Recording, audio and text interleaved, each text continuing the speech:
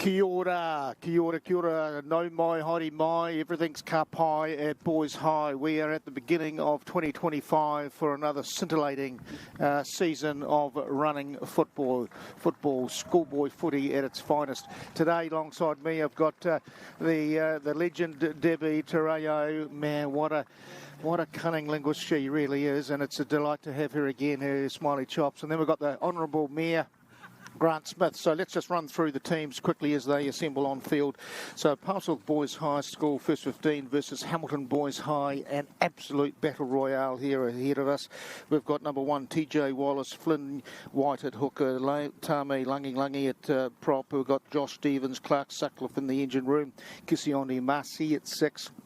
Carlo Isaac 7, Ollie Reid 8, Bailey Natai Cribb at 9, 10, Jamie Viljoen running the cutter, Cole Cullen, the son of a goat, no pressure there buddy, Nehemiah Sewer at 12, Caden Party 13, Charlie Robbie 14, Hunter Kennedy, well this guy can run too, watch him go, 16 in the reserves, we've got Wills Madden, 17 Moe Sakona, 18 Tristan Chambers, 19 Jonty Skirman, 20 Henry Speedy, 21 Mika Steinmetz, another prodigy there, 22 Manaya Rudolph.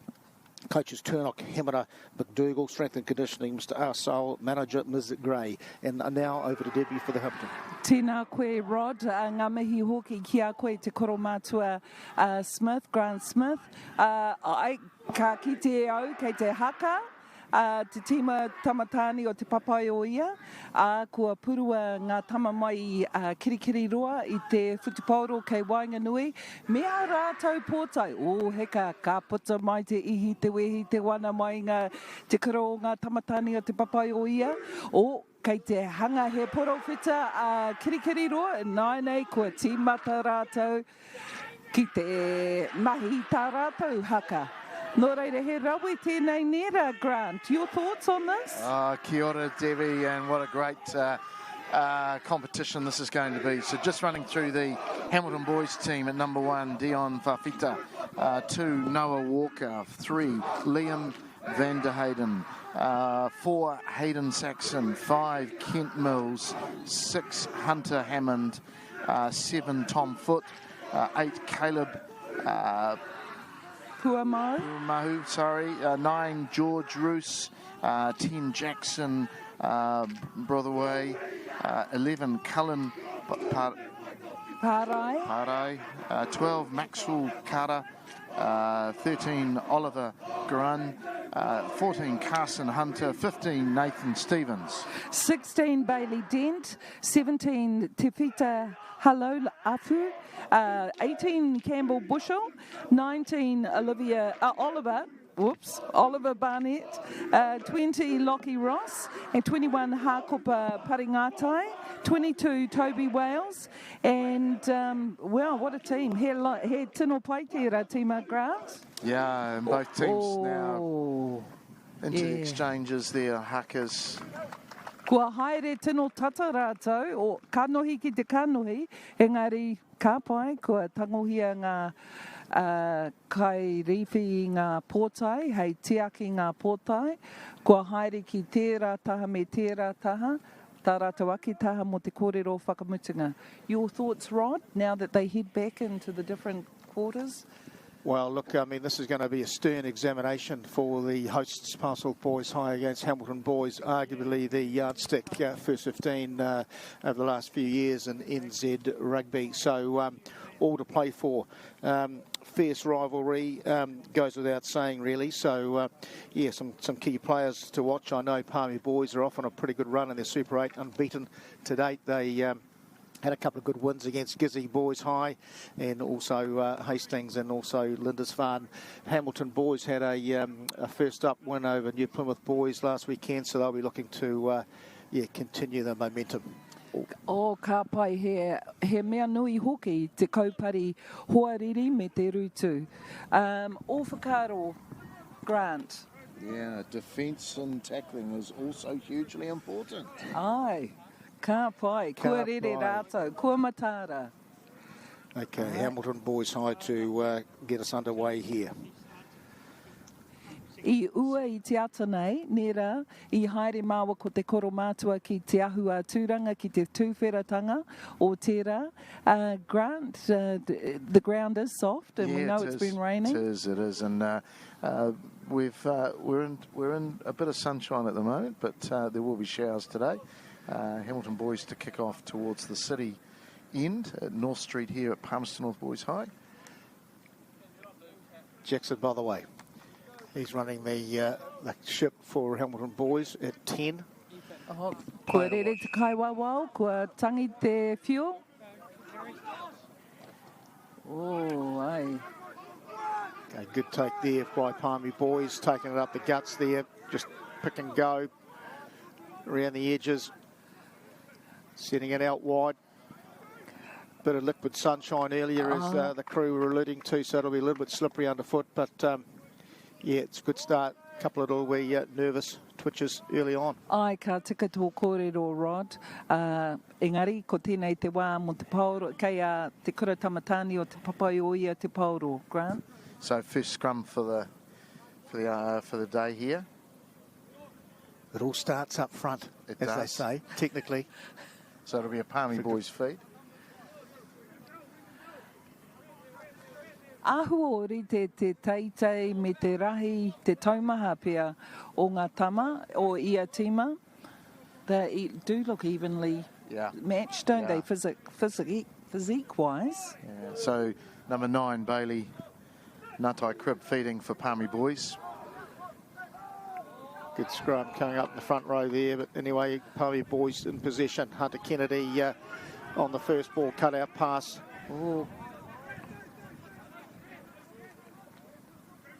Getting down the line, making some good ground here. Nehemiah Sewer goes to ground.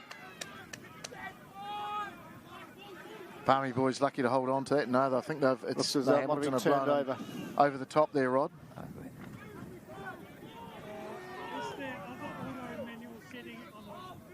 Bit of starch in that defence early. Good to see. Ai mamua muri e tika ai. Ka whiu atu, he pai tana whana, engari kua mau te kura tamatani o te papai o ia. Kei te whai rātou I te pauro. Kei a kirikiri roa te pauro anai nei. Ka oma aia, kua puta ki waho. Here we go. Okay, nice little wee counter-attack there from the hosts. And we now have our first line out. Yeah, 25, Palmy, Flynn White to feed this, Rod. This is a good position, good attacking position for Palmy. This is always a bit of a lottery. You think it's going to go to the front, the middle or the back, Debbie? Middle, I'd say. Okay. Kei Wainganui. Oh, kua here. I was wrong. Kei a kirikiri roa te pauro anai nei. Good defence there by Nehemiah Sewer again, shining early. But Hamilton Boys High, the visitors in possession, as they truck it up, approaching the 10-metre.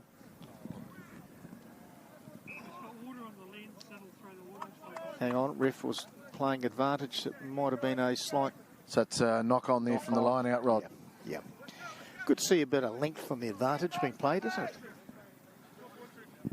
Allowing the game to flow. Ai, ki te haere tere ten ngā mahi. I kiti au I te taha nei a Bruce Hemera, e ngā wao mua ko Bruce he ōpango. E tamatawhito o tēnei kura, like the two of you, an old boy. Yeah, good to see Bruiser very much still involved in the game and a very, very big mentor here at Palmerston North Boys High. Ai, he tohunga Bruce mo tēnei kemu. So defensive feed here for Hamilton. Ko tēnei te rutu, kei te pana. George Roos feeding the ball out to, by the way, at 10. Straight out there, skipping centre, straight to the fullback. Actually, I think he was the left wing, went around there. No, he's 15. Ka pai kei tira taha, kei te kura tamatani o te papai o ia tira, me whiua ki runga. Yeah, a bit of pressure there, Rod. That forced a bit of a silly pass at the end. Yeah, there's certainly a lot of feeling here. Plenty to play for. So, Debbie, you've been our expert commentator here on the technical, front, middle or back? I'll say front because it's already been thrown. There's a bit of delay in the commentary. There is a delayed feed. Ka pai. There you go. He's got his hand out got the there. ball here, got to play it, use it or lose it. Now it comes to the back line here. Good defence up early on Sewer. The contact, just spilled the ball forward there. He rutu tēnā, nō reira kei te kura tamatani o Kirikiri roa. So big tackle there on number 12, Nehi Sua. He tama pai a Nehemia Sua, he tama pai aia ki te tākaro o tēnei kemu. Quite dangerous when he has the ball, isn't he? Yeah. Yes. He's had a couple of years in the first 15 too. I think he was on the wing centre last year, and so he's got plenty of toe as well. So. Ai. Kua waia aia ki tēnei kemu I tēnei taumata. He is very settled in this sort of level of playing, isn't he, Rod? Yeah, absolutely. He'll be one of the mainstays for the team this season, no doubt. So Hamilton feed again. George Roos, front rows, the dark art of the front rows, Rod. Well, penalty to Palmy Boys. Taupuru hinga. I say it's a game within a game in the front row. Yeah. I suggest that for us backs, we didn't see a lot of that. No. Front row, only Bruiser would know more about that. Thank goodness for that. Tēnā koe The pā dark Bruce. Here we go. That's early Kei te whanaia. early points on offer here. Jordi Viljoen. He's also the captain, number 3 for I Palmy Boys. So Jamie Viljoen, younger brother of Jordi Viljoen of the Canes, another Boys High old boy, and son of another legend, Yogi Viljoen. So I think they like to name their boys with a J as well. I can remember they're also damn handy at code. There's a bit of Springbok in there as well. There's a bit of Bok in there, yeah. Bokker. Ka pai kei te ata te tiro aia. Kua nei kia whanaia. Te pauro. Ai, kua pai, kua pai. Successful kick there, Rod. Nice 3. work, yep. And I can personally Palmerston vouch Boys High, 3. the kicks in front are always the most difficult too, so that's a big stress reliever, that one. Kei te whiwhi aia e toru ngā piro mō tēnā, ka pai. Ngā piro tuatahi I runga I te papa.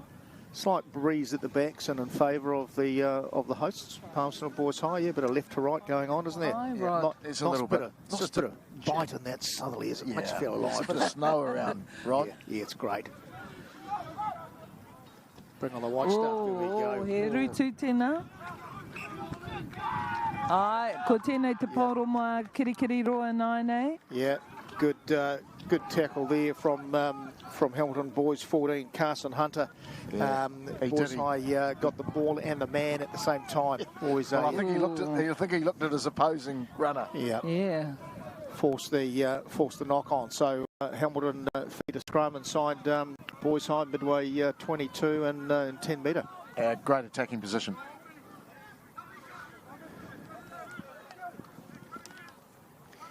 So number 9 feeding for Hamilton, George Roos.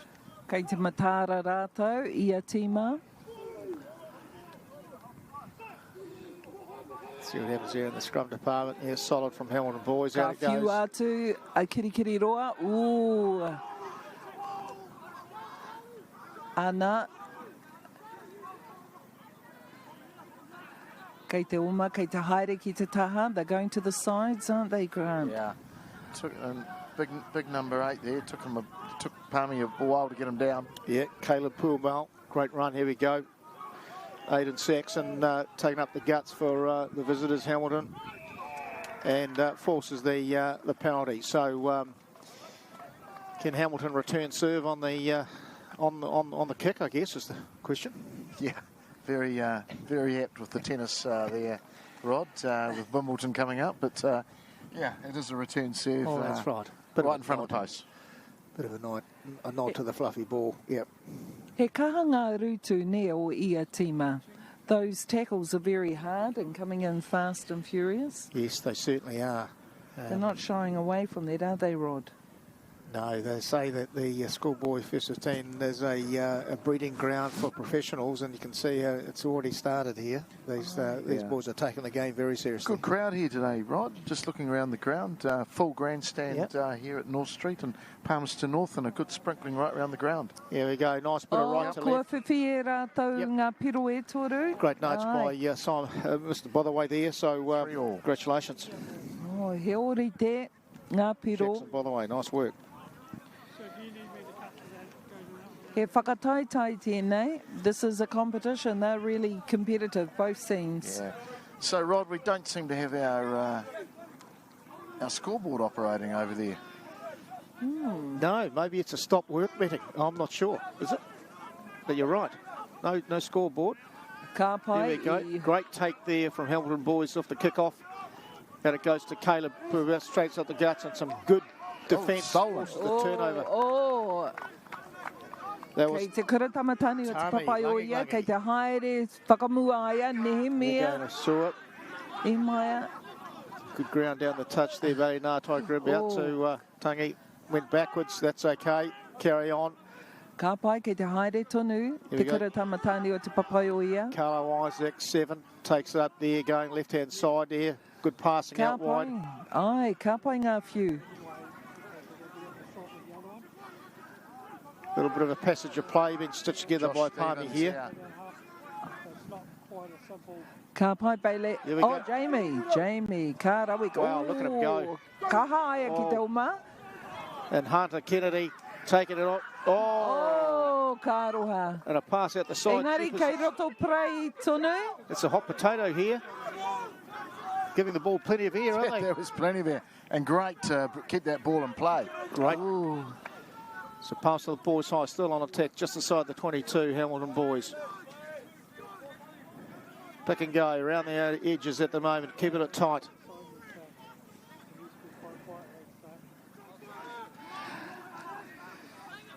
Tame Langi, the hitman, takes it to the ground. He put a great shot on earlier. Kei te tonu, kei reiranga nama o papai o ia, e nai kei te whiu atu, aia, Jamie, te paoro, kei te pupuri tonu aia. He's really taken the ball to the line, testing that defence. He absolutely is, Rod. He's the danger man and for Palmy boys. Here we go. This is typical forward play here. Retaining possession. And obviously Hamilton Boys did well there, managed to get over the ball, forced the turnover penalty. On their feet, did well in defence there. Kei a kirikiri roa, te paoro and nai. Palmy just a little bit guilty there of a bit one-dimensional, Rod, at the end. Yeah, certainly. Ka pai, ki wau. It's all about creating opportunities, isn't it? And executing under pressure. Ka tika tō kōrero, Rod.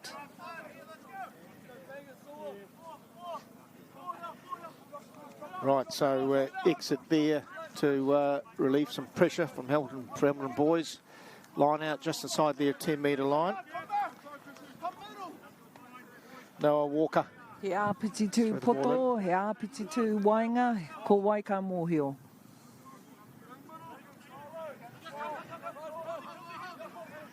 Oh, straight to the middle there. Good throw, good take there. Slight problems keeping hold of the pill though. Nai, kei te haere whakamua. Counter-attack. Kei te haere whakamua. Hunter Kennedy sweeping up the back, running horizontally. He goes well, this lad. Look at him go. Boys getting over the top. Recycling. Bailey Ngātai to the left there. TJ Wallace. Will Jern. Then we've got Cole Cullen getting his mitts on it. Nice work. Oh, who was that big number? Wow, that's understanding. Yes, lovely. Kisioni Masi. Straight up there. Kei te haere tonu te pass out here. Oh, ka pai. Oh, kei mua, te namarua. Flynn White, good run down the touchline. Shades of Sean Fitzpatrick down here. Yeah, a bit of Flynn White starting to look like Fitzpatrick. Also shades of another recent old boy, Eli Udenride, who used to do that at will, still does. He's in under 20s. Still does, yeah. Down south now. Yep. Here we go. Here we go. Kua Oh, whanaia ki runga, the old kei te wipers and- whai o ka rawe te peke o Playing advantage kei te there. karatama tāne o te papai o ia taua mea. Te pau, ka hoki atu. Long advantage there, Rod. Yeah. No, there was a very long advantage there, and good to see. Keep it up, ref. Doing a great job. Okay, attacking penalty here. Going for the line. Boys High electing to go for touch. Right, can we Ko te turn? pai ka neke. O kau, kei te o. Piki ki runga. Grant, pihi o whakaro. What are your thoughts now, So, Grant? Flynn White, here we go. We're going to go to the middle. We do. Oh, ka pai. Oh, tino tatai. Right on the Just line short. there, Rod. Yeah. Must have been millimetres from the white line. Here we go. Ai, ki mai Oh, te kai penalty. wawao, kei a kirikiri roa te pauro. Not sure what happened there, Rod. It was No. a defensive penalty.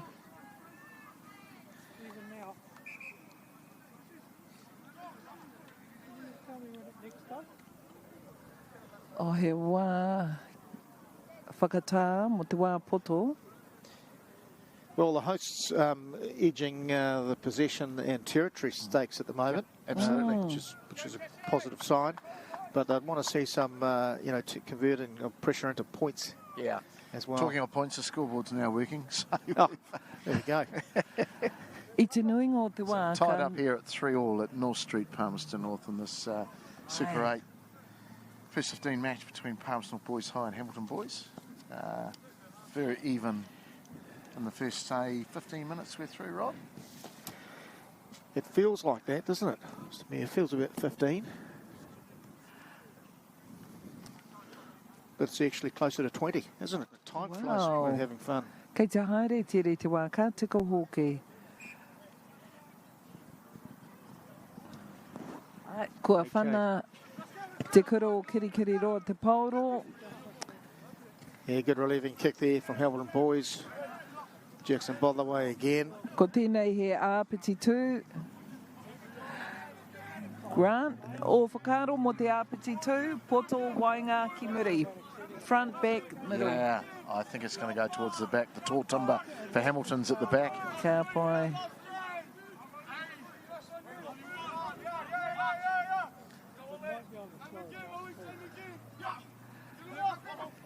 Here we go. Ai, ka tika tō kōrero, kei a kirikiri roa te pauro nai nei. Oh! Wow. Kia tēnā, Rod and Grant. What was So that? what happened is there's running in front of the opposition there, running in front of That's their own right. player. Oh. Yeah. I suppose you call it the old days shepherding. Yes, yes. Good shepherd. Nō reira, kei te... Kua whana te pauro, te kura tamatani o te papai o ia, he tata ki tā rātou raina. Yeah, So- attacking line out just side 22. He āpiti tū anō. So we've got Flynn White, who's certainly hasn't got a white shirt on at the moment. He's seen a bit of the mud there. Kei te tino paru rātou, ngā kākou, nā te māku o te papa.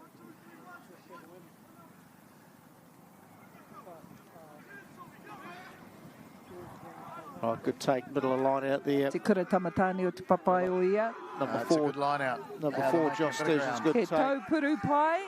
Nice, O, kei te taupuru tonu. nice maul Tata ki te here. rārangi.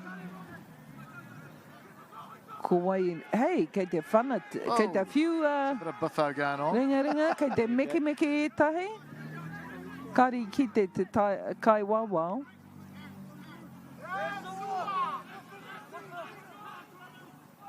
Here we go, attacking feed here, left hand here. Viljune goes to the blind.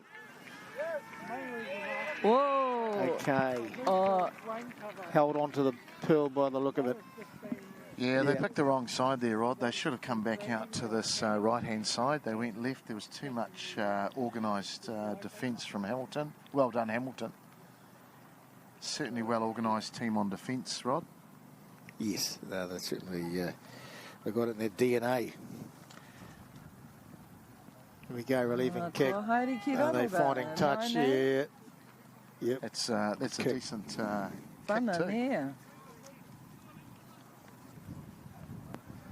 Good nudge again by Jackson, by the way. Oh, he āpiti tū anō, I tērā atu taha o te papatākaro. Kei te whiua a kirikiri roa te pauro.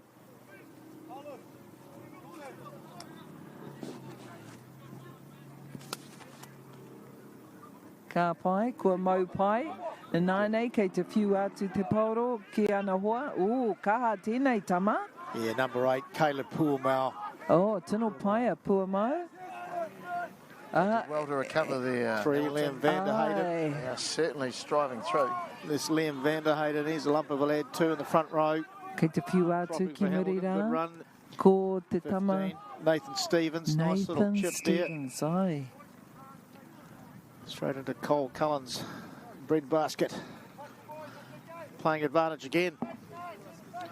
Hamilton Boys High penalty awarded just out, between halfway and their 10-metre line, so they were looking to get back into Boys High territories. Feels like a little while. Since Aye. It does. He plays long advantages, this Red.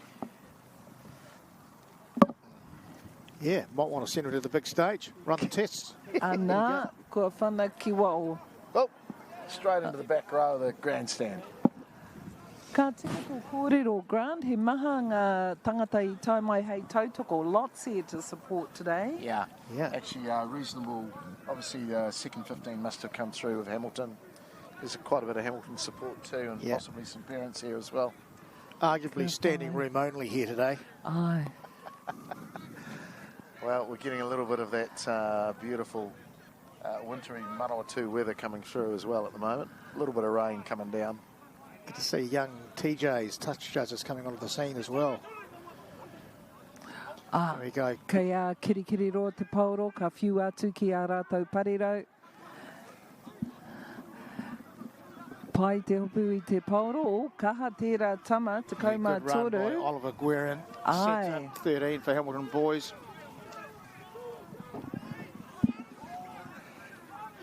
I think the arm's out there.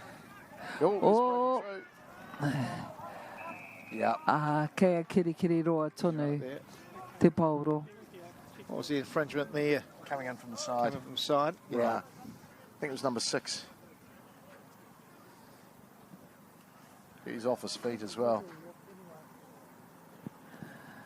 If I had my replay screen, I'll be able to tell you, Rod. Yes, discipline. Always important, isn't it? And pressure. Oh. O ka aroha kei te I runga I te papa whira tētai e takoto ana. E mamai tana waiwai pia. So, Hamilton, hooker then Noah Walker to throw for this line out, I think, Rod. Good attacking position for Hamilton. Ai, he tino tata. Sorry, I'm just playing with your hair because I was caught in your hood. Sorry. Kei te pai. Invading your personal space. Well, we're in the corporate box here. Yes. We are. We're in the lap of luxury here. Another perfect day in Manawatu. Actually, I'm still wearing this.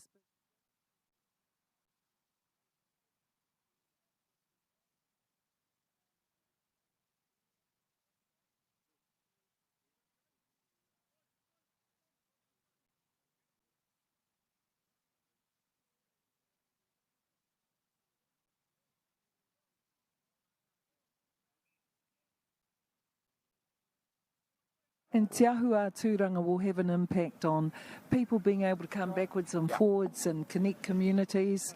And certainly Ashurst and Woodville have been waiting a long, long time. But we have students from here who live over there, so it'll make life easier for It's them. fabulous. It's a game changer, really, isn't it? Aye. And it seems that in terms of travel time, it's probably going to knock about 15 minutes or so between here and Napier, that sort of thing, is it? He rawe te huarahi. All right, back to the game. Here we go, Hamilton Boys. Ai, ka pai, kei te haere whakamua a kirikiri roa. Kua rere rātou.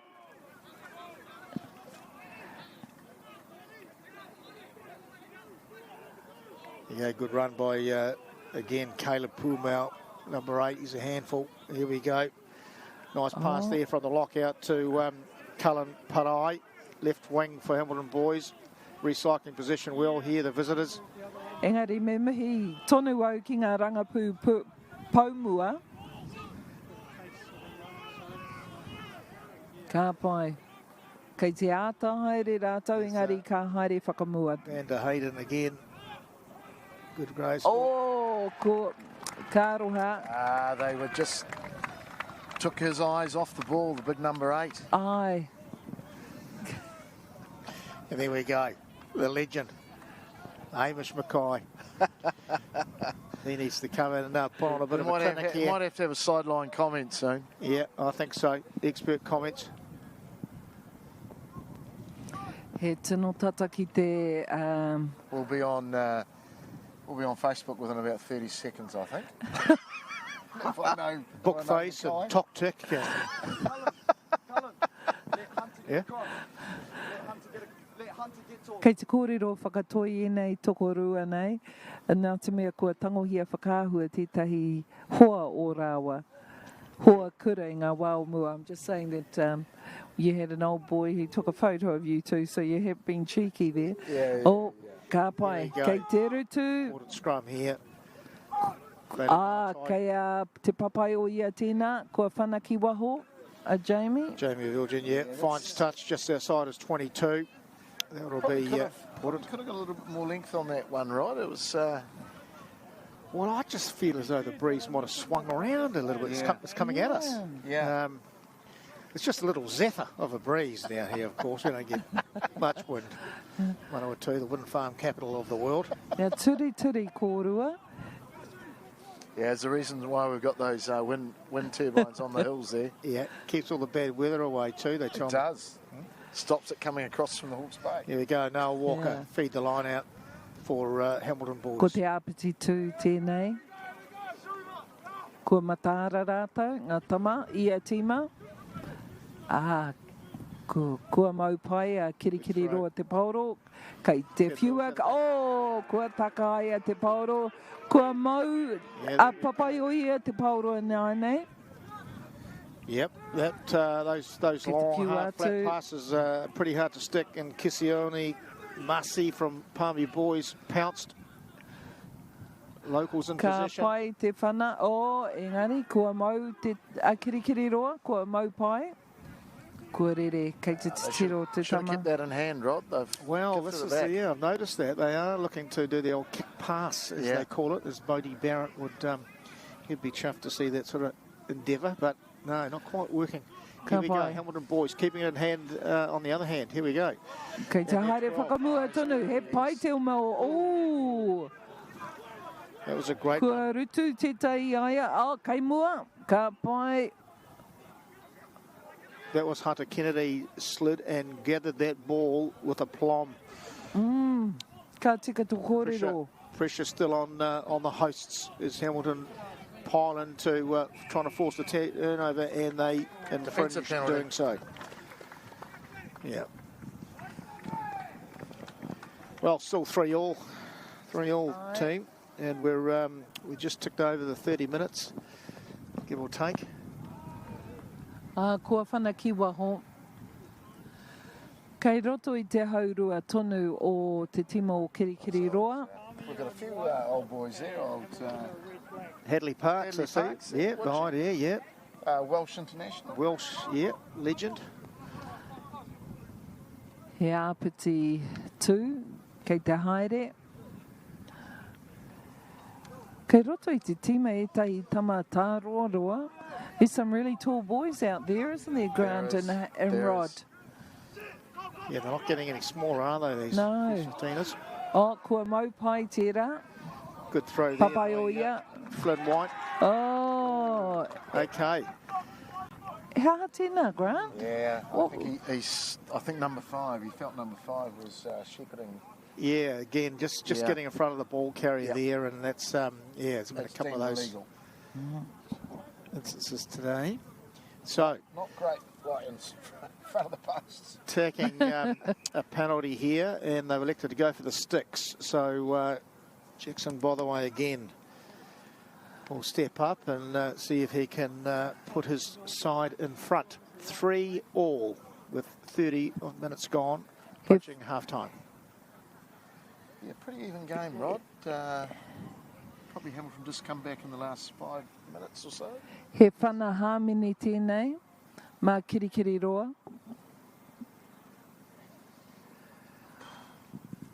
So this will be a bit of right to left.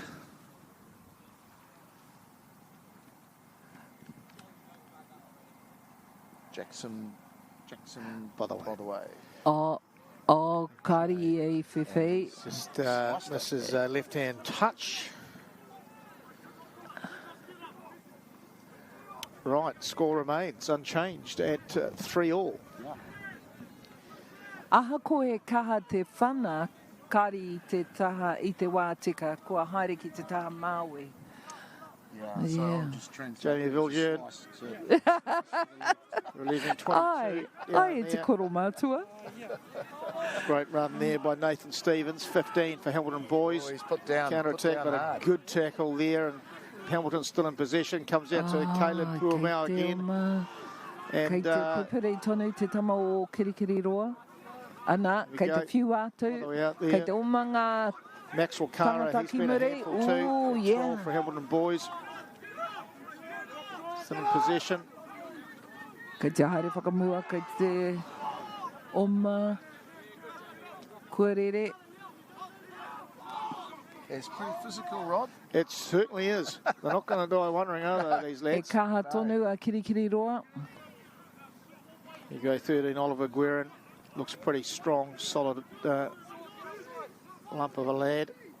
Out there, Roos, out there to the Oh, great ball oma there for Noah Walker. Kei te wā te aia. Oh, ai ki tōku nei whakaro. O, e ruanga tama o te papai o ia Just i brought down rutu short. tērā tama. Great match try-saving tackle there by Cole Cullen and Jamie Viljoen there. And they forced a slight knock-on from Hamilton. Well, that'll be a bit of a That's pressure valve reliever. Yeah. He try saver, actually. whakateka tēnā. saver. Oh, that's a new kupu for me. Flying tackle, wasn't it?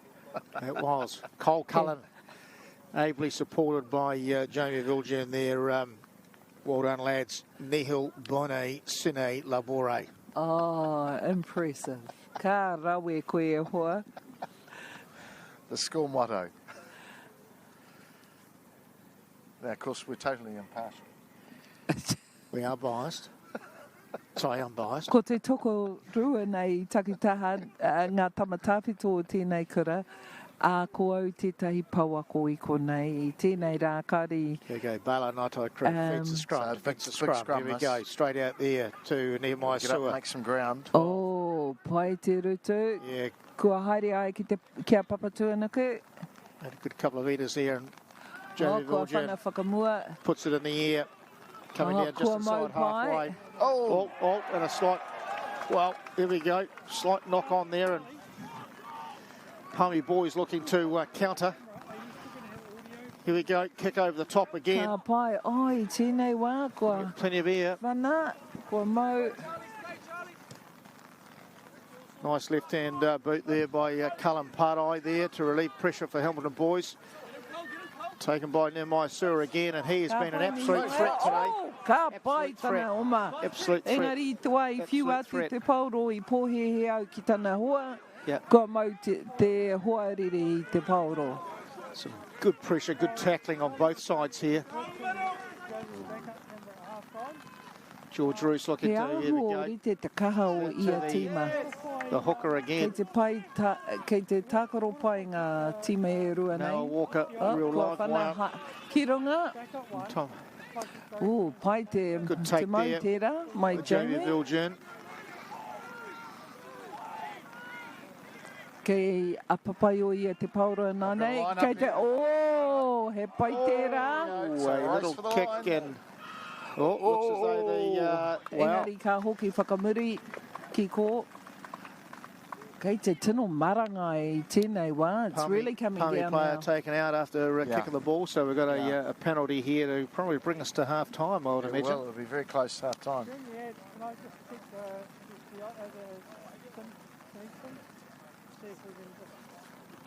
So that was a good run down the left-hand flank by the Boys High centre, Caden Pardee, number 13 with the headgear.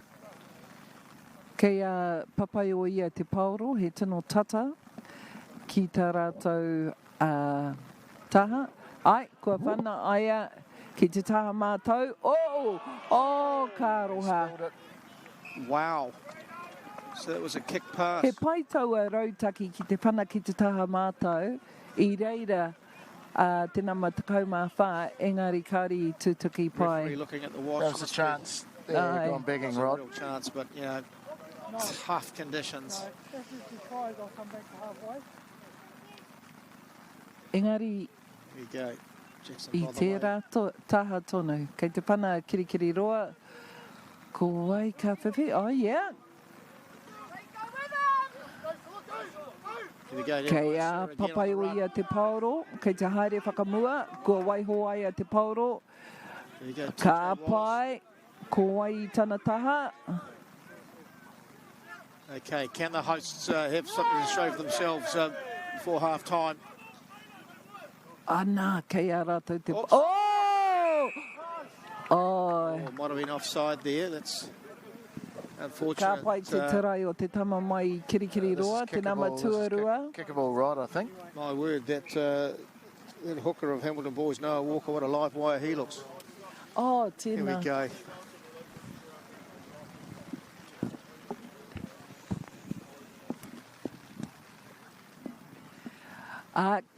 Ko tēnei he wā he whana hāmene mō te kura tamatane o te papai o ia. Grant, your thoughts? Oh, gee. Kei... So this is still a difficult kick in the conditions. They're all And difficult. They're all difficult. Let me tell you, the more they're in front, the more difficult they get. Yeah. Anyway, we won't put the hex on them. The expectations There we are, This is already probably there. the last play of this half. Ai. Toru ki te toru, he ōrite ngā piro.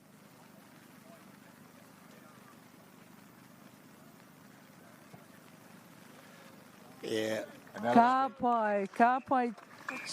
Ko tērā te haurua, ka mihi atu au ki a whae Liz Gray, ko ia te tahi o ngā tino kai pauako I konei, kei te teaki ai a te tīma, ko ia te kai tautoko, kai So I'll tūtoru. just translate that. That was Liz Gray, the physiotherapist for Palmerston North Boys High, just running past us and giving us the wink. Your reo is just, it just blows me away. How good. Your knowledge of te reo look, Māori. unfortunately, folks, the rain is certainly coming down now at half time, but we can see a bit of sun poking its head through in the distance, so we hope this blows over.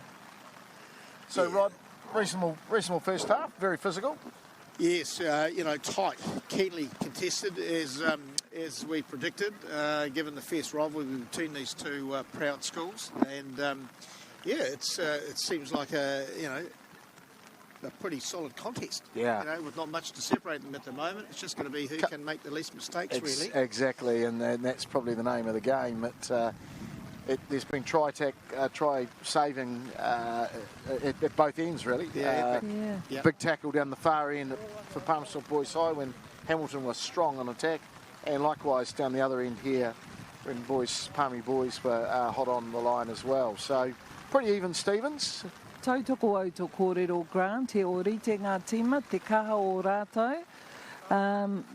Pēhe o whakaaro Rod Grant mō ngā kōrero kei roto I ngā ruma. What do you think the kōrero might be in their different changing rooms? It'll be very much discipline. There has been quite a few penalties. The ref allows the game to flow, so we've had long advantages. But this will be, Bruce Samara will be stressing to keep the ball in hand and not really do too many stupid things.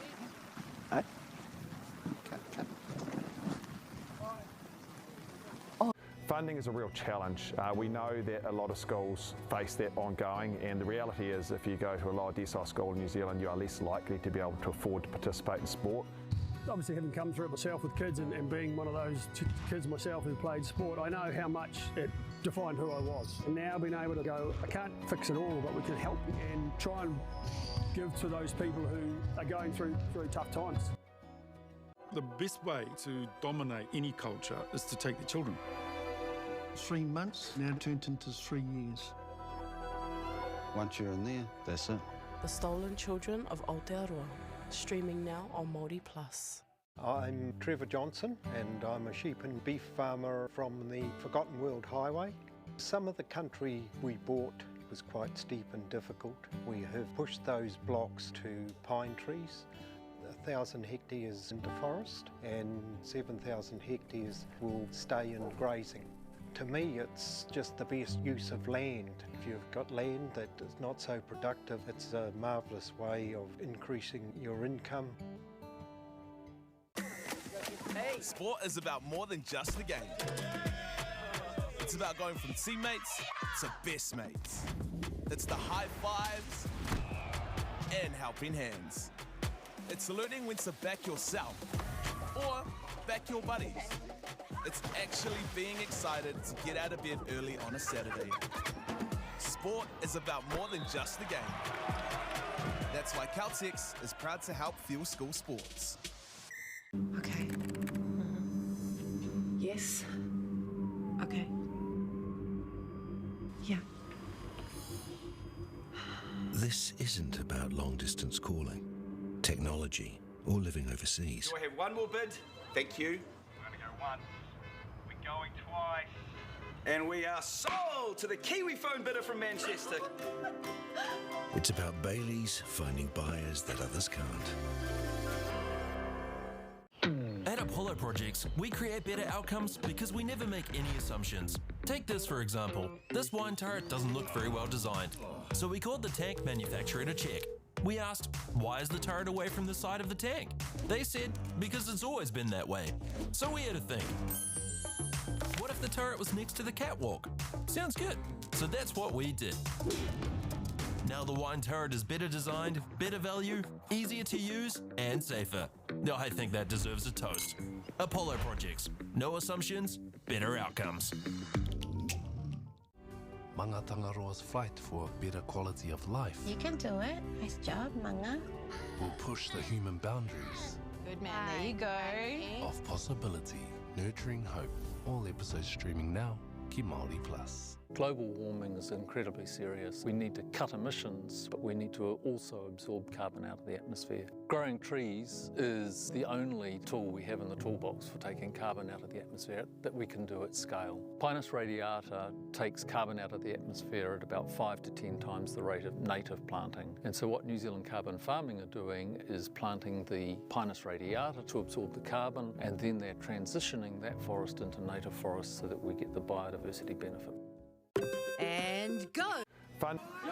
All right, so Palmerston North Boys High kicks off into the city end of North Street Ground here for this Super 8 first 15 rugby match between Palmerston Boys High and Hamilton Boys. Ai, ngā kura e rua e kaha ana ki te tākaro whatipauro, ko tēnei te haurua tuarua. Ono ki te toru mā te papai o ia.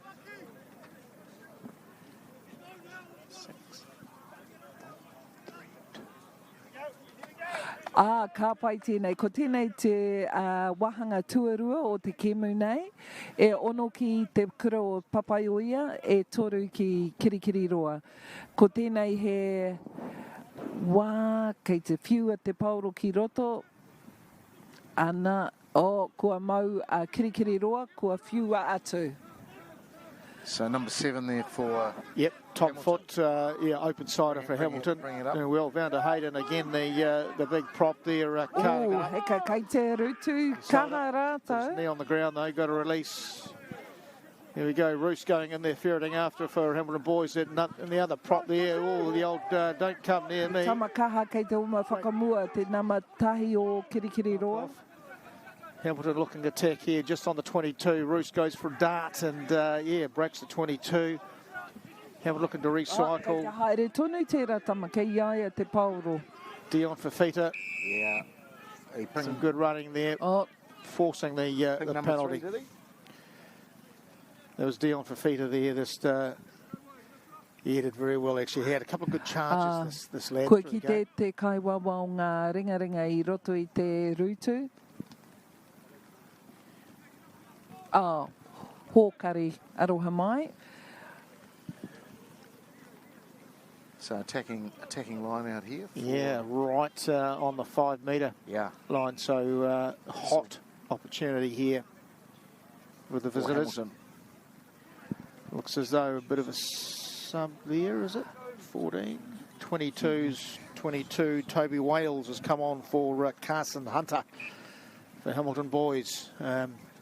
Slotting onto the right wing there, Toby Wales. Great name. Sounds like a movie star. Watch him. Ko tēnei he āpiti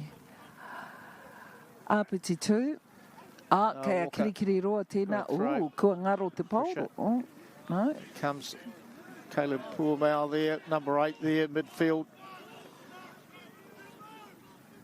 Looking out in the backs, using his physical presence here. Te kaho kirikiri roa ki te pana. Got a bit of momentum here, the visitors. Got a bit messy. There you go, Dion Fafita Ko tērā going tama again. no, ki tōku nei whakaro. Tataia ki te whiwhi. Right under the post here. Advantage. I reira rātou a kirikiri roa. And Hamilton score, number 11. Yeah, Cullen Parai. Cullen Parai with the skip out pass. Ref was playing advantage. Hamilton took advantage and try time. Yeah, good, well constructed try. Yeah.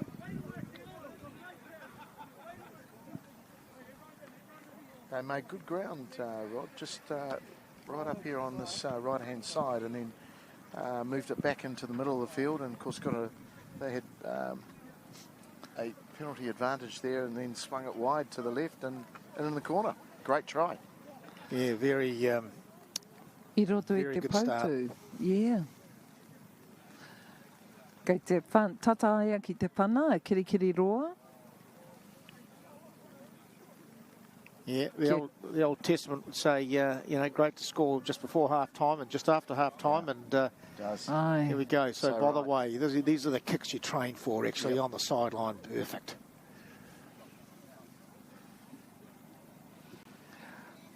Looking pretty good in the air. Ai, kua whiwhi ai a tērā, nō reira ngā mihi ki a rātou o kirikiri roa. Kei mua rātou. So that's Hamilton with the converted try there, brings them to 10.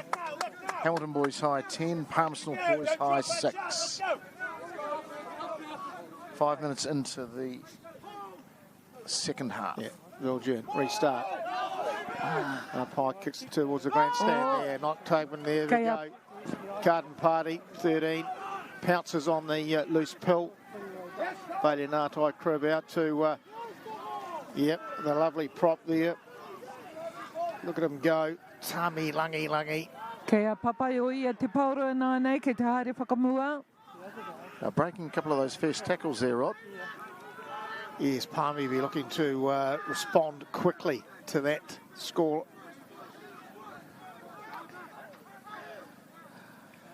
Out the backs there, Hunter Kennedy with some navigating traffic. Me hoki atu rātou ki tēnei taha. Come back again for advantage.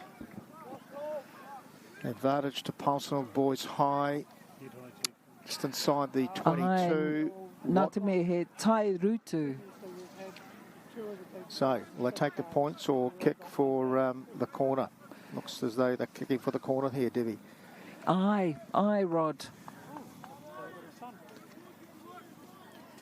And just as we say that, the sun comes out. I mean, it's just and paradise here. It's the perfect one day. The temperature's gone over about 5 degrees. So an attacking line out for Boys High on the Hamilton line here. He apiti 2. Oh, ka pai here. He whiu poto tēnā, engari kua rere rātou. O papai o ia. Tata ki te rārangi. Ai, o heka. Kua whiwhi he tarai rātou. He piro anō. Mo papai o ia. Throw. That's a he kaha rātou fabulous team score there. That's a victory for the, the forwards. They'll dine out on this one. They'll be telling the backs later on today just how important that was. Hoki. Well, Debbie, your husband was one of those big forwards. He'll know all the dark art of what happens in that huddle. Well, he used to tell me they were the ones who did all the work. He just happens to be standing near us, so he's probably That's heard right, holding the umbrella, so I better be still maintain that. Right, is a challenging conversion here for Jamie Viljan here, left-hand touch. Oh, kei te puta mai rātou. Oh, aroha. Kāria Jamie whiwhi Just to the pērā. left hand, struck it well. I te taha Maui. 11-10 now in favour of the host Palmerston North Boys High over Hamilton Boys. It's and the sun's come out to play. He tino tata tērā near Rod, very close. Yeah, it's tight. It's tight. it is. Those big rain clouds here, they could move away a little bit more. Here we go, Henry Speedy warming up on the sideline here at number 20 for the locals. Ka pai.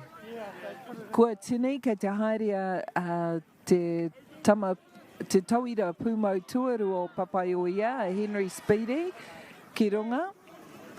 Again, just knocked on. Ko Speedy tona ingoa, ko Speedy tona ahua, me Tristan Chambers, ko ia te tauira pūmau o tēnei kura o papai o ia.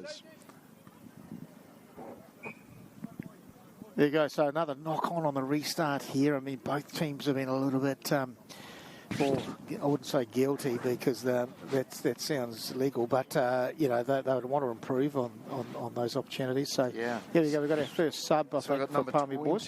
Come on. Henry Speedy's come on at halfback for Bailey Ngatai Creek. And you can tell the sub because he's Ka pai Bailey, ka rawe tō mahi. Yeah, good work. Ko puta mai a Bailey Crip. The sub's got the whitest jersey, of course, on the tie, very easy to spot. Kua tākaro pai aia, he kahaia ki te tākaro. So Hamilton Ko Boys. waiho pai aia I te kemu I tēnei wā. There'll be a couple of other subs rolling on Ai. at the moment. Attacking scrum for Hamilton Boys, just inside the... Oh! Kua taka kirikiri roa te pauro. I won't be chuffed for that. Kei te whana... Ground. Actually, ref playing Kei te haere advantage. whakamuri rātou. George Roos out to the left-hand side, out to Kei the te wero atu te kura tamatani o te papai o ia. Showing good strength Ngā and footwork hoarere. there. Oliver Engari, He's got penalty advantage. He's still got his arm out. kei a kirikiri roa te pauro. Here we go, Roos out to the blind here. Good Ka D. pai, o tērā tama e kaha aia ki te haere whakamua. Kei te whiu atu. Oh. Oh, ka pai. play. Another long advantage there, Rob. Another long advantage, you're quite right. Here we go. Can't change on a penalty here, there we go. So the subs are just going to have to bide their time. Palmy Boys, numbers 17 and 18 looking to come on. Double barrel substitution. Moe Sakona on 17. Tristan Chambers 18. They'll be coming on very shortly. Meanwhile, point scoring opportunity for Hamilton Boys. Yeah, he Penalty kick. He kicked well last touch finding. What was on the touch? Well, he just slotted a conversion from left-hand touch, didn't he? They don't get much trickier than that. Plenty on it too. Ai, ko tēnei he whana hamene. No, he isn't. We've got the fullback kicking, have we? No, this is Jackson, by the way, still, the 10. Kua rere aia ki te whana.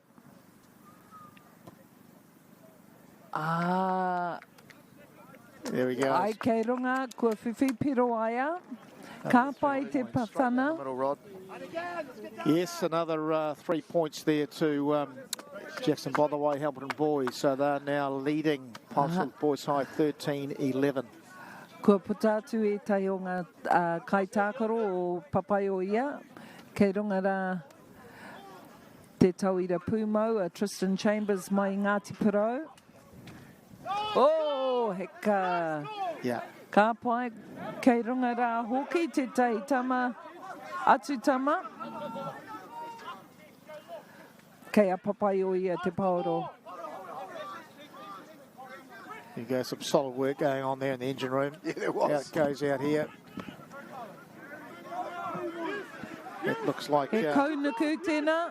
Ai, kei a papai o ia, kei te umaia I runga I te paoro. Awesome, Hunter. Awesome, Jamie. Nice one. So, a couple of subs there. 18 in there, as we said earlier. I ki mai te Kaiwa Wong. And 17. Ko tērā he taka whakamua nā te tima o Kirikiri Roa. Nō reira kei a papai o ia te paoro nānei. So, I runga I te rārangi haurua. A lot of talk going on in that scrum. Ai, ka tika tō kōrero, Grant. Probably a bit like the council chambers at times. Yeah, it is. It's as organised as the council chambers. Here we go, Henry with the great surname Speedy. Watch him go. Ooh, scrum. He kaha ngā tima. O, kei a papai o ia te paoro. Kei te whiu atu. O, I haere ki mua. Jamie Vulgen making some tremendous ground. Oh, heka. He tere tēnā. Oh, that would be right time. Ko Hunter Kennedy, whiwhi tērā. Ka pai. Ngā mihi ki a Hunter Kennedy. Kuia te tahi o ngā tauira pūmau nera pā. Textbook backs try there, a couple of missed passes, and they stuck in a very good show and go from Jamie Vilgen, created the space and managed to link up with the outside, and Hunter Kennedy flying in on the right-hand side there, and he made it happen. That's the... and he's got the meat pie, the meat pie car pie. Here we go, another tricky conversion. These ones are probably the most technical for a kicker, a right-footed kicker on the right-hand touch. These are the ones you live for, to be fair. Leg rub, middle leg. Kei te ata whakaro aia, kei te tiro aia ki te paoro, ki te pautū. Engari he ua tēnei. Gee, that's a good-looking kick. Ai, kua whiwhi aia, ka rawe. Now that ka pai is what tēnā. kicking is all about. Jamie Vilgen, take a bow, young man. Okay, we have a game on. I don't know what you think, fellow commentators, but the sun's come out, and my word, the game has just lifted a notch or two. It has. You're so right. So Palmerston Boys High 18, Hamilton 13. Very much even Stevens still as we go into midway in the second half. He kahai nei tima he kemu pai rawa. Great to see a restart taken cleanly there and position how Palmerston Boys High defensively trying to exit their half. Oh, he pai a Ollie Reid ki te whiwhi tērā I te timatatanga. Gee, some good power there from Moe Sakona. 17. He's come on for Josh Stevens. And there we go. Some high tackle, number 3. Okay. Kei a papai o ia te pauro nānei. He's a big unit, isn't he? High tackle. Well, that wouldn't be that difficult, to be honest. He's about 6'10" in here. He looks tall timber for 3 as well. For a number prop. 3. Tight head. Vilgen. Ka pai te pana. Fine touch. That's a marvellous catch. He pai tana whana nera, Grant and Rod. Nice flat ball flight. I'd love to have a drive. Great touch driver looking like that. Right, here we go. Great touch finder indeed. All right, so we've got Flynn Yates throwing it in front, middle or back. Flynn White. He apeti tū tēnei. Turbos. Yes, oh, Flynn Yates, yes, that's right. Named after another famous old boy. Yatesy. He apeti tū. Oh, kua whiwhi kiri roa. Stolen by Hamilton. Oh, he rutu tēnā. Was that the biggest guy and the littlest guy? Or the littlest guy and the big guy?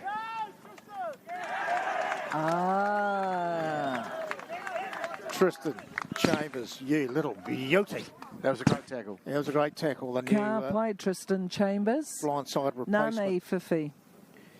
Yeah, he just managed to hit him at the right angle there, Rod, and he spilled the ball as he went to ground. Well, the bigger they are, the harder they fall. And Van Hayden, he is one lump of lad. He's a fine player. But Tristan Chambers was up to it, and he took him low, and a great technique there. So yeah.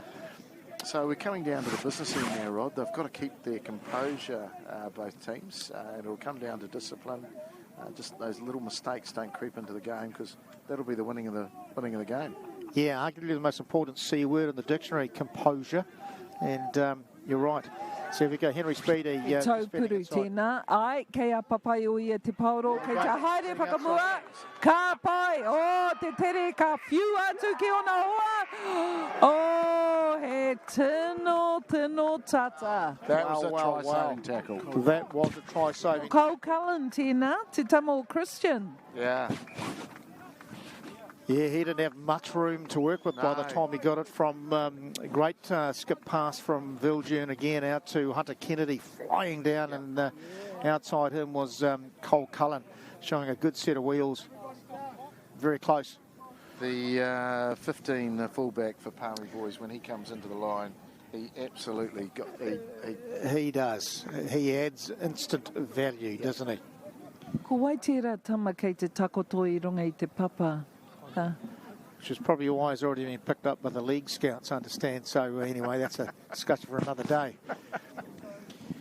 Right. Okay, we've got a bit of an injury break here to Hamilton Boys player. Ka pai. Hopefully gets the magic water, and he's back up again, and he is magic water. There we go, 10. Jackson, by the way, just having a breather, and he looks... And they need him on the field, looks to be okay, nursing is it a hand injury. Ki te kemu. Defensive line out here. Two for Hamilton, Noah Walker to throw. He apeti tū poto.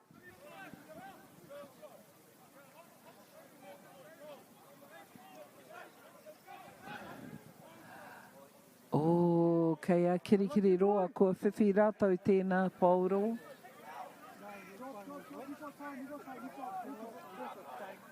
Relax, bro, you got time. Engari, kei a papai o ia tonu. Oh, no, Carl. Great D there. Te pauro. Great double, Kua Kisioni. whana rātou tērā. E rua I runga I e rua.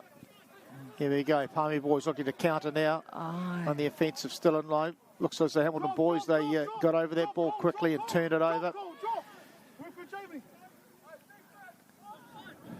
Very straight out to Van der Hayden, the go-to guy. Palmy Boys defence holding up well. Roos out to Botherway, skip pass, out through the backs there, Hunter Stevens. Oh, kei te pai atu rātou I te pauro. Kei a papai o ia te pauro. Kei te kua whanaia ki mua. Oh, kei te haere ki muri. There's a bit going on here, isn't there? There is. Here we go. So Palmy Boys under pressure here. Just outside there, 22. Hamilton Boys High giving it plenty of air out wide. Yeah, they're making the tackles. The tackles are sticking, being made. Well, they need to. Hamilton Boys I High. tēnei wā he tata ki te raina mō kirikiri roa. There you go, Reese, out to the number 8, Caleb Poorwell. He's been a danger all day long. There we go. Referee's got his arm extended here, advantage. He paitana whana ki te kokonga. Ai, he tino tata kirikiri roa. Oh, kao, me hoki atu te kaiwa, te ki o te kaiwa wau. Yeah, right in front of the sticks. Aye. He got trapped in there. The defender, did he? Yeah, Palmerston Boys. I think Tristan, number 18, Tristan Chambers. I think somebody got stuck in. That's what the penalty was for. Right, looks as though they are going to take the Kei points. te whana kirikiri roa I te pauro. Kei mua o te pautu. Yeah, that's. I'll just translate that for you. That's goalpost. Oh, I'm impressed. Mau te wehe. Me too. Hashtag me too. Oh, yeah. Okay, Jackson, by the way, another penalty scoring opportunity out here. Middle of the field, just outside the 22. This should be pretty regulation for him, Rod. He's been kicking well all day. Nā wari pia mona. Ka pai tana whana. Yeah, Ka so pai it is. kirikiri 3 points. roa. So Hamilton make the kick. Penalty. So we back to the scoreboard. Hamilton Boys High 16, trailing Palmerston Boys High 18. Very close. Yes, it is. Anyone's game here. Plenty to play for. As Mo we te said. nuinga o te kemu, he tino tata tēnei, ne, ia taha. Right, sharp end of proceedings. There we go. Viljoen, restart. Nice, nice and short. Oh! Nice and short. Slight knock on there, which was the first knock on. All taken in the air. Papai o ia, te pauro I tēnei. Oh, okay. So that Nā was Ollie Reedy te aki, nea. that was a great short restart there from Viljoen. Ollie Reid got up nice and high, was taken in the air, contesting for the ball. So there we go, forces the penalty. And good news, Ollie Reid's bounced up, and he's let's play on. So penalty opportunity, not going for the points. Ka No. tai ai te whana I Going for te the line. engari ai mo te rārangi. All right, pressure, pressure. Ka pai he tata ki te rārangi.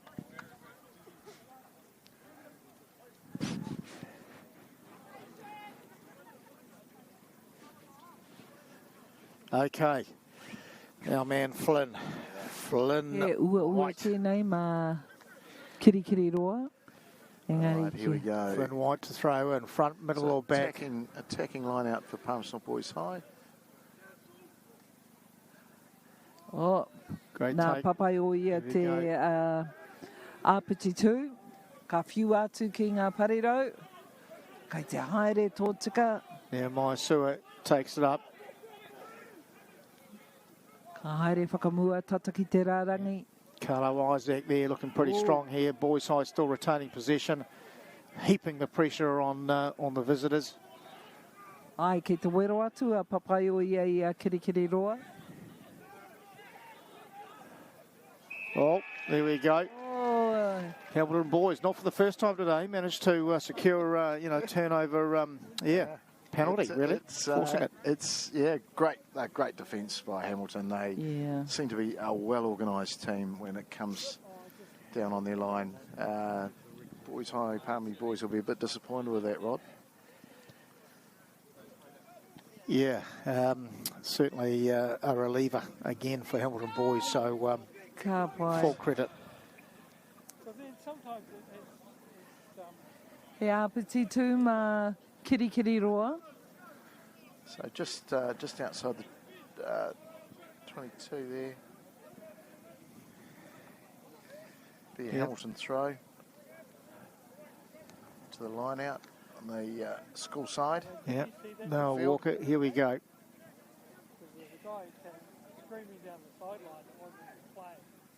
Oh, kua whiwhi a Great kirikiri roa Tap tēnā. off the middle. Ka haere whakamua. No break, E rua covered ngā Pearl tangata Mount. I rutu he taratu tama. Anei, he kahanga rutu. Vander Hayden had two Palmy Boys straight on him. Nathan Stevens, good run down the left-hand touch, gives it to Oliver Guerin, the 13. He's been good on his Kei feet. kirikiri solid all roa day. tonu te pauro. Still not taken down. Vander Kei Hayden te haere against hands whakamua. on. Down for O ko Peter. tērā tama. Te namatahi. Head of steam coming up here from the visitors here. Heaping pressure now inside the 22. Oh, ka pai, kei Hunter Kennedy te Pauro. Oh, close. Ka pai. My goodness. Hunter Kennedy, a bit of Houdini there, plucked the ball out, ran down the touch, and now the Boys High visitors are on. Oh my goodness, number 5, he's having a good old run up the guts there, Clark Sutcliffe. Kei a papai o ia o he rawi au ana ringa ki te hopu tērā Pauro. Gee, it's all on. What a culminating It's from finish one this end is. to the other, Rod. Tis, what a spectacle. This is running rugby at its finest. Ka tika tō kōrero Grant, ka haere ki wī, From ki one wā. end to the other. I'll just translate that. Here you see Clark Sutcliffe the good. He's taking it up there. So Kei a Palmy papai o Boys ia just te inside the 22. Looks like the players are all heaped out the right-hand side here. Looking to recycle, retain possession. Kei te wero atu. Kei a papai o ia tonu te Pauro. Here we go. They're trying to force the turnover discipline, so key. Ana ka whiu atu. Here we go. Caden Party there, looking to step his way. Palmy Boys still with the ball. O kei a papai o ia te Pauro tonu. Gee, this is a game of inches here at the minute. Jamie Viljoen here, bustling his way down the left-hand touch. Still in possession. Good passage of play here. Moisa Kona. Everyone's getting their hands on it today. Gee, this is exciting, edgy of seat stuff. Here we go. Te wero o The papai o locals. ia, engari he kaha kirikiri roa ki te pupiri ki te raina. Tā rātou ake raina. Palmy Boys throwing the kitchen sink at the opposition, but holding. They absolutely are, Rod. This is, I don't know how many phases this has been. Yeah, lost count, buddy. I need the abacus.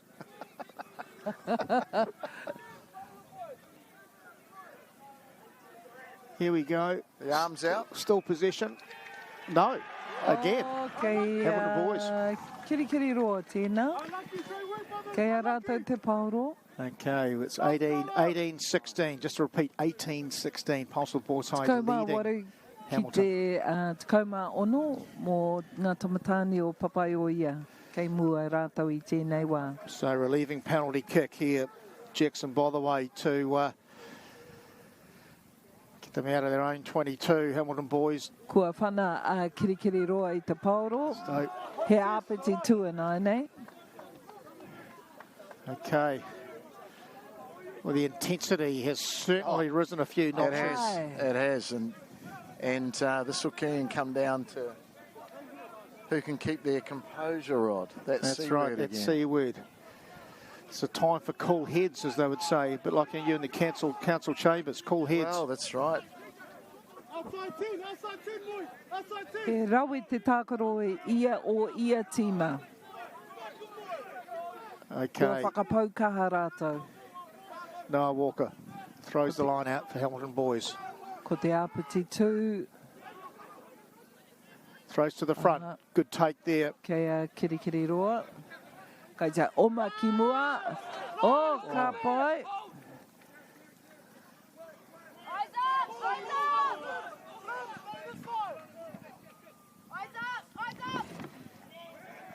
Hamilton Boys in possession. Oh, penalty. Something. Okay, looks as though he was trying to. Yeah. Palmy Boys infringed there, just trying to get the turnover and, didn't have rights to the ball. Here we go, Jackson by the way. Kua whana kirikiri roa I te Pauro ki waho. It's on the 10-metre mark there. Yeah, left-hand touch. Palmerston North Boys High territory. Just on the, spot on the 10-metre. Good shout there. He taha ake. About time left on the clock. Well, gee, I tell you what, it must be getting very close.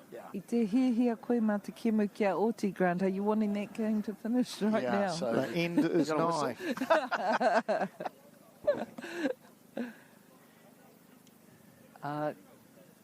He āpiti tū, kei a kirikiri roa te Pauro. Kei a rātou. Good throw again, good take, by the way, out to 16, who's come on here for Bailey Dent for Hamilton Boys. Good run there. Van der Hayden again, a go-to. Tight head. Te Maia.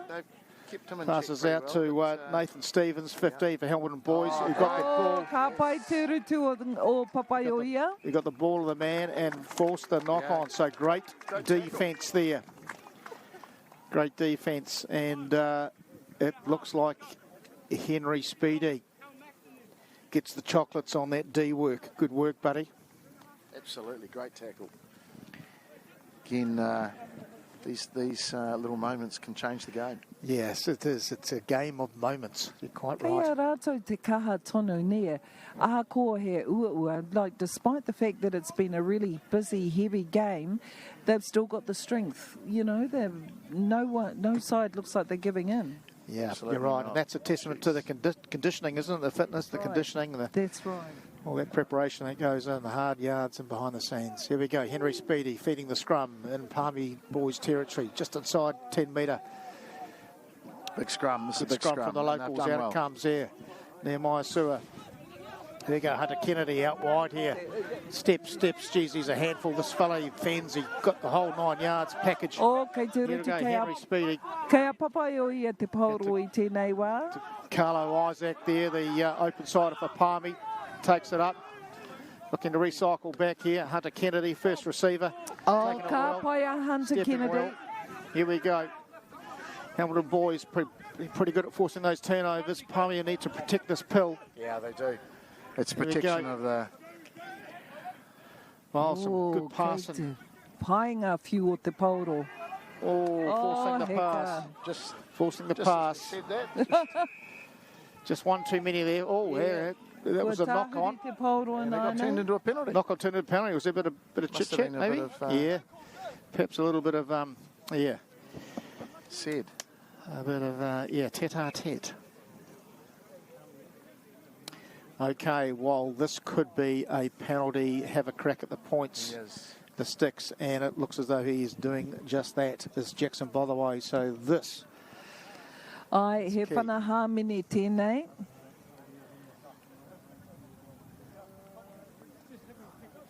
Not going to jinx it, but this could well be the last play of the game. Oh, near. We must be getting, as I say, very close. It's a haere tere te wā, Rod. It's just zooming by. So this, Hamilton Boys 16, Palmy Boys 18. This to put a few old boys in front. here. I just spotted Aaron Cruden. And that's good. Ai, kua whiwhia kirikiri roa I tērā. Nō reira ko Waimari I rātou mo te Panahamini. So Hamilton Boys 19 now leading the hosts. Ko tai piro ki mua rātou kirikiri roa. Fabulous kick. E rua miniti e toi ana. Oh, heka.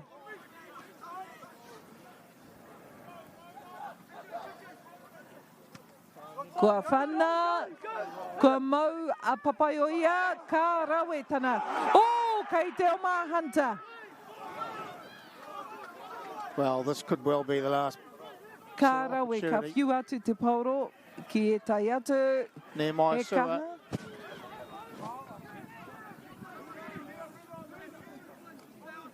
Right, can they get into territory where they can force a penalty and perhaps... Here we go, Palmy Boys still in possession. Ai, kei te whiu a hohonu, whakamuri. Nai nei, kei te oma te tama, ka pupuri tonu ki te pauro, kei runga I te papa rātou. Ka whiu atu ki ngā tangata ki muri. Oh. Kei a Papaioia tonu te pauro.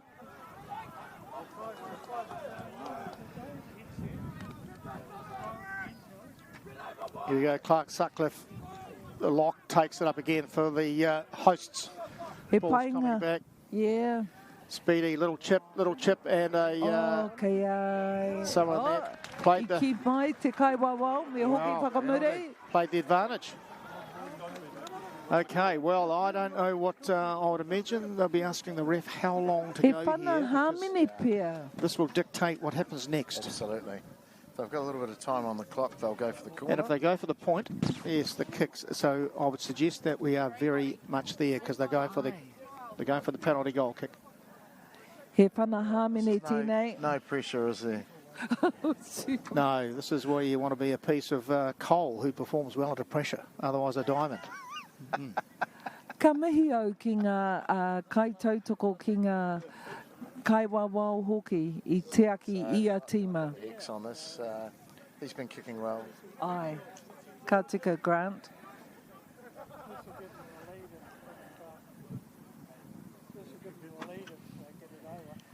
It's a big kick opportunity. He's got the length. He's got the length. And Ai, Karawe. Wow. Kapai. Putera te kemu. Second. What a finish. Ka mautu e.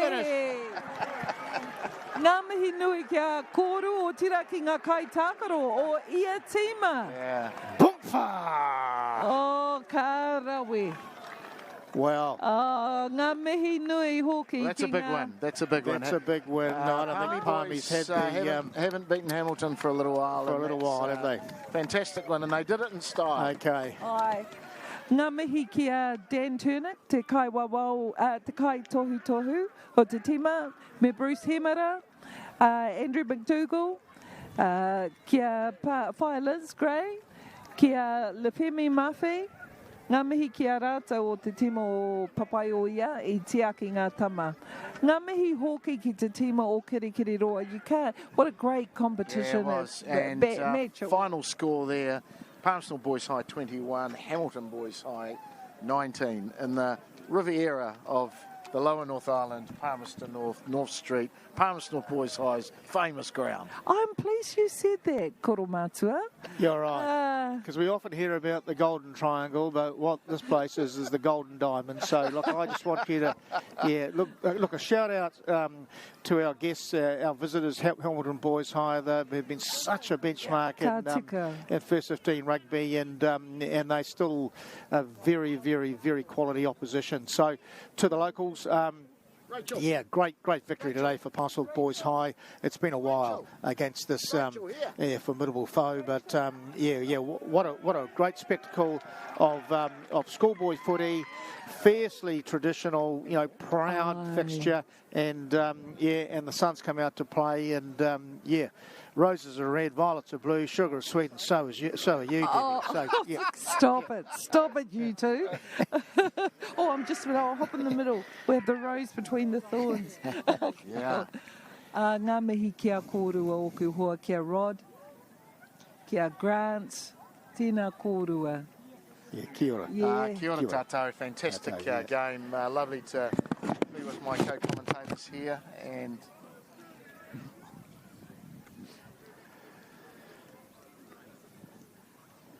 okay, well, we're just going to do a final wrap here, and like to thank the TJs, the touch judges, the referees, the coaching, the whole management teams, the schools, and most of all, the public who have turned up today in force to witness another fabulous running rugby. They say this is the future of New Zealand rugby here, schoolboy. Well, I tell you what, the future is now. The talent is on show, and they are incredible to watch. Absolutely. Couldn't have said it better, Rod. Fantastic. Schoolboy rugby at times is sometimes better than some of the most exciting rugby that you can watch. Anō te pai, Rod. Anō te pai, Grant. Kei te tautoko au tō kōrero. And we're seeing some of the past players come out to greet the Palmerston North Boys High team. They've got a reunion of the 2005, Anthony, 2005? 2005 First 15 team, Palmerston North Boys High team. There's some great players amongst that, including Aaron Cruden, Hadley Parks, who obviously one's an All Black, one's a Welsh international, along with a number of other former representative players for different teams, including the Turbos, one or two Turbos. Ka ki te au ia moia hu Flavel hoki, te tai o ngā tama tāwhito o te kura. Ka rawe, pai ki te aia. He rawi tēnei rā, ko oti pai te kemu. Kei a rātou ngā pukenga pai. You're quite right, Rod. They have the skill, the technique, the desire. And what a great competitive game. Yeah, it is. And isn't it marvellous just to see the mutual respect and admiration between the players and the teams? You know, after, you know, it's just a lovely relationship we have with some of these proud schools in the country. So long may it continue. Yeah, well, you know, Auckland can have its A1 competition, but with this Super 8 competition, which is spread across the most of the North Island, is pretty special too. Aye, and these are traditional games, and only 2 weeks ago we had the Super 8 competition for the likes of Kapahaka, Pacifica, oratory, debating, fantastic, as well as sports. And the sports are traditional and all the time, aren't they? They carry on music. It's fantastic. Ngā mihi kia rātou.